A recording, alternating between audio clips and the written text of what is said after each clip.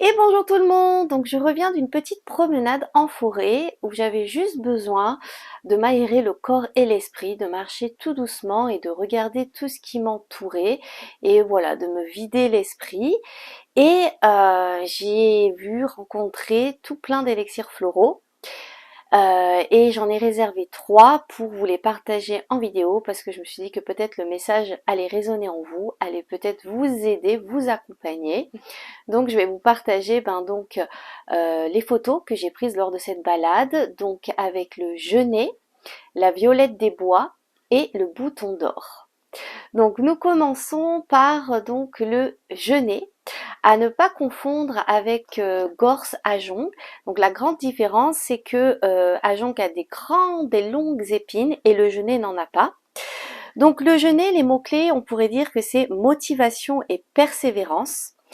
Son message est lumineux, il est rempli d'espoir et de confiance, c'est-à-dire que même dans les moments difficiles, son message est de garder confiance, de persévérer et de tenir le cap. Et donc ça va aider les personnes qui sont sensibles aux médias, par exemple, qui se sentent déstabilisées quand il y a des annonces tragiques, pour les personnes qui sont pessimistes ou qui sont facilement découragées ou inquiets face aux événements extérieurs.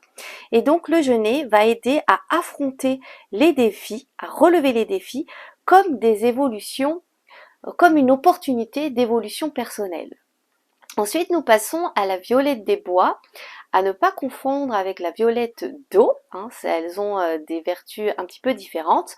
Donc la violette des bois, qui est très odorante, moi j'adore cette fleur. Déjà quand on la regarde, on peut y voir une grande sensibilité, une délicatesse, et puis elle tend toujours vers l'arrière et elle est rampante. Donc ça veut dire qu'elle a une forte liaison avec la terre, avec les racines.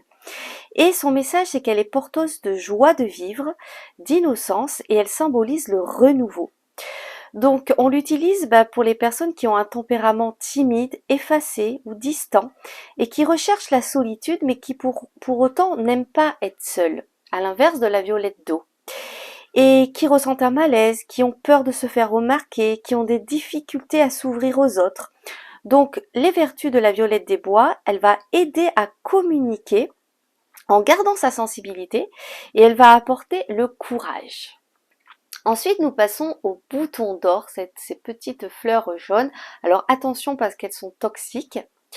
Donc le bouton d'or, les mots-clés, estime de soi, confiance, valorisation de soi. C'est lorsqu'on a tendance à se mésestimer, à se dévaloriser, à douter de soi, lorsqu'on est timide, en retrait, qu'on est renfermé sur soi et qu'on a une grande modestie. En fait, c'est souvent dû à l'éducation qu'on a reçue à l'enfance et que bien souvent notre entourage nous dévalorisait ou nous disait qu'on comptait pour du beurre. Et donc en grandissant, en devenant adulte, eh bien voilà, on a ce manque de confiance en soi. Donc le bouton d'or, ses vertus, c'est qu'elle va aider à prendre conscience de notre valeur, de notre rayonnement intérieur pour oser se montrer, se déployer. C'est vraiment une fleur qui aide pour s'ouvrir sur le monde extérieur en ayant une confiance en soi.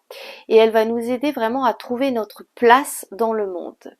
Voilà pour ces 3 belles fleurs avec de grandes vertus. J'espère que ça vous aura parlé. N'hésitez pas si vous souhaitez avoir une consultation personnalisée, individualisée avec une potion sur mesure à me contacter. Je vous remercie et n'hésitez pas à vous balader en forêt. Là on entre en plus dans la saison du printemps, de la floraison, etc. Donc c'est toujours hyper enrichissant de s'entourer et d'observer la beauté de la nature. Je vous remercie, à bientôt, au revoir.